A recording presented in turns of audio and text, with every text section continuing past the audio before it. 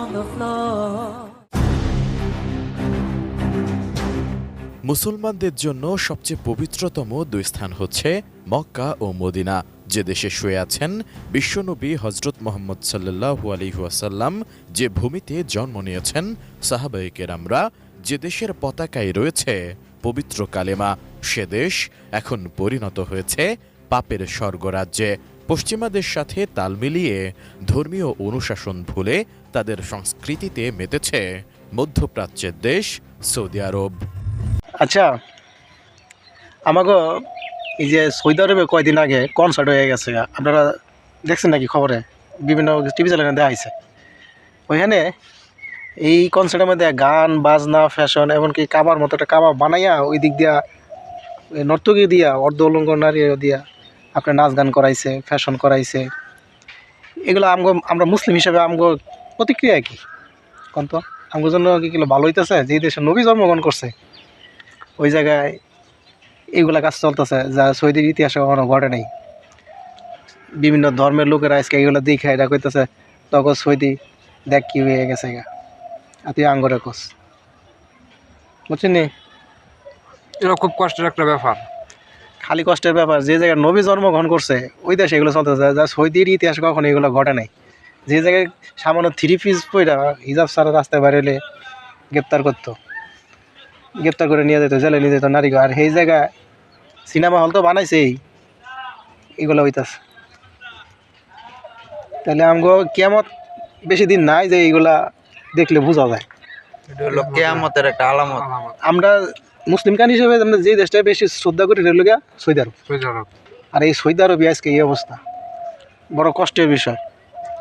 যে জায়গায় যাওয়ার লাগা সারা পৃথিবীর মুসলিমরা মনে প্রাণে চিন্তা করে যে ওই জায়গায় হজ করবো, ওই জায়গায় ঘুরবো, নবী দেশে ঘুরবো, আর এই দেশে আজকে অবস্থা। বলেন, আপনি কিছু বলেন। যে কি বলবো, বলার ভাষা নাই আসলে। দুঃখের সহিত বলতে হইতেছে যে এই দেশটা হলো একটা পবিত্র স্থান, যেখানে বিভিন্ন রাষ্ট্রে থেকে যায় হজ পালন করে, উমরা করে। আর সেই রাষ্ট্রে আপনি এরকম কার্যকলাপ হইব এটা আশা করা যায় না। আমরা যে রাষ্ট্র ফলো করি সেই রাষ্ট্রে আজকে অবস্থা। এটা হইলো এই রাষ্ট্রের অধপতন শুরু হয়ে গেছে, আর কিছু না। কেমত কাজ হয়ে গেছে আর কি, কেমতে আলামত। আমি কই আপনাদেরকে সকলকে, যে ভিডিওটা দেখবেন অবশ্য যে আইনটা ওই যে এই আইনটা চলে না, এই আইনটা বন্ধ করা দরকার। এরকম যে দেশে মানুষ সৌদি আরব মানে মনের সব আশা ত্যাগ করে হেরা দিয়ে যা ওই দেশে জান্নাত, মানে হজ করলে একবার সব গুণ হয়ে থাকে, কিন্তু এরকম কোনো সময় আশা করি না যে সবসময় যে মানে ভালো, মানে এরকম যে কোনো ভিডিও এরকম কি খবর যে আমরা না পাই।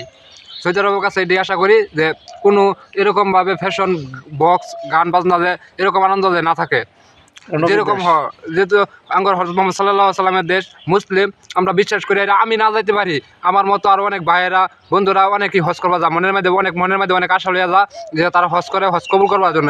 অবশ্য আমরা এরকমই চাই যে আগে যে এরকম ছিল এখনও যে এরকমই হয়, আর এরকম যে গান বাজনা না হয়। আর এইগুলো বিষয় নিয়ে যারা সৌদি আরবের বাংলাদেশে আলেম আছে অগর উচিত এগুলো নিয়ে কথা বলা, সতর্ক করা। প্রয়োজনে সৌদি আরবের চাকরি ছাইড়ে দেওয়া, যারা সৌদি থেকে বেতন পায় বাংলাদেশে বসে বসে আলেমগণ, অগর বেতনকে প্রত্যাখ্যান করে চাকরি ছাইড়ে দেওয়ার বিরুদ্ধে কথা বলা, ঠিক না? হ্যাঁ আচ্ছা, আপনি সৌদি আরব থেকে বেতন পায় সারা পৃথিবীতে বিভিন্ন আলেম, না শুধু আলেম করে দোষ আরোপ করলেও হবে না। দোষ না, কথা বলা উচিত। আলেমের সঙ্গে সঙ্গে আমরা যারা সাধারণ জনগণ আছি তারারও প্রতিবাদ করা দরকার, কারণ এই সমস্ত কার্যকলাপ যদি অ্যাভেলেবেল হইতে থাকে তাইলে পৃথিবী ধ্বংস হয়ে যাব। আর তাছাড়া অন্য যে রাষ্ট্রগুলো আছে তারা কি করব? তারা তো আরও জঘন্য কাজ করব।